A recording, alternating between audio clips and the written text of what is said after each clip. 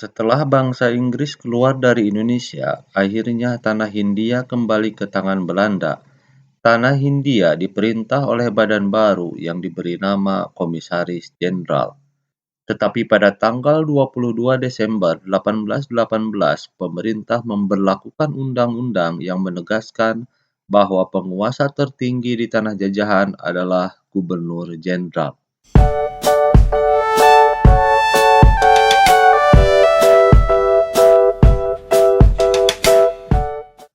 Pemerintah kolonial Belanda Jalan Tengah bersama Komisaris Jenderal. Setelah kembali ke tangan Belanda, tanah Hindia diperintah oleh badan baru yang diberi nama Komisaris Jenderal.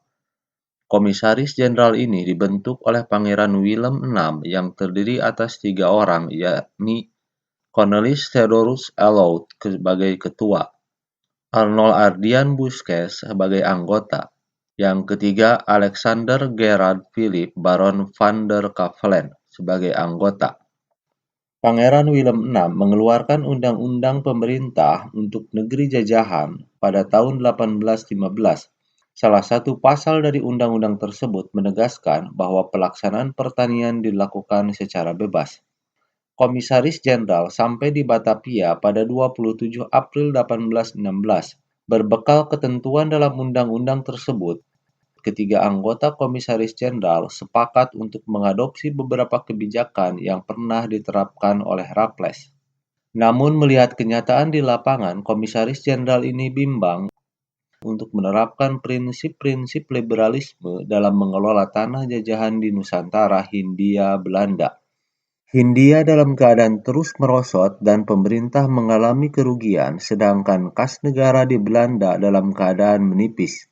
Sementara itu, perdebatan antara kaum liberal dan kaum konservatif terkait dengan pengelolaan tanah jajahan untuk mendatangkan keuntungan sebesar-besarnya belum mencapai titik temu. Kaum liberal berkeyakinan bahwa pengelolaan negeri jajahan akan mendatangkan keuntungan yang besar bila diserahkan kepada swasta dan rakyat diberi kebebasan dalam menanam. Sedangkan kelompok konservatif berpendapat pengelolaan tanah jajahan akan menghasilkan keuntungan apabila langsung ditangani pemerintah dengan pengawasan yang ketat.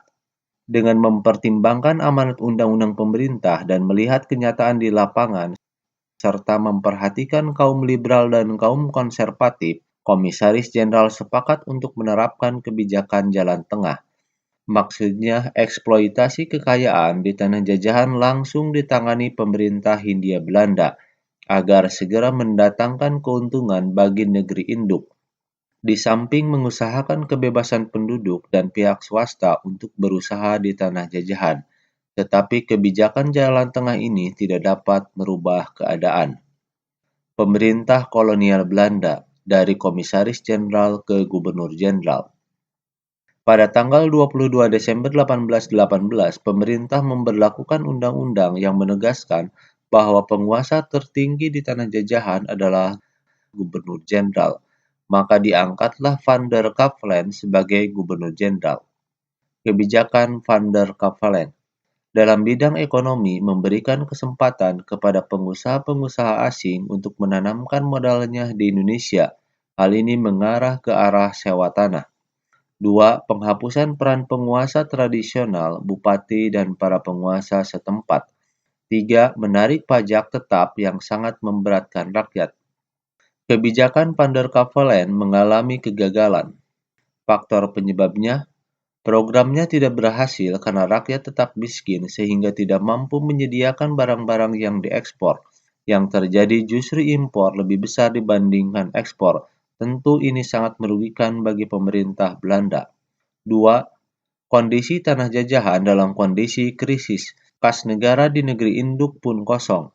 Hal ini disebabkan dana banyak tersedot untuk pembiayaan perang di tanah jajahan. Sebagai contoh, perang di Ponorogo yang baru berjalan 1 tahun sudah menguras dana yang luar biasa, sehingga pemerintah Hindia Belanda dan pemerintah negeri induk mengalami kesulitan ekonomi.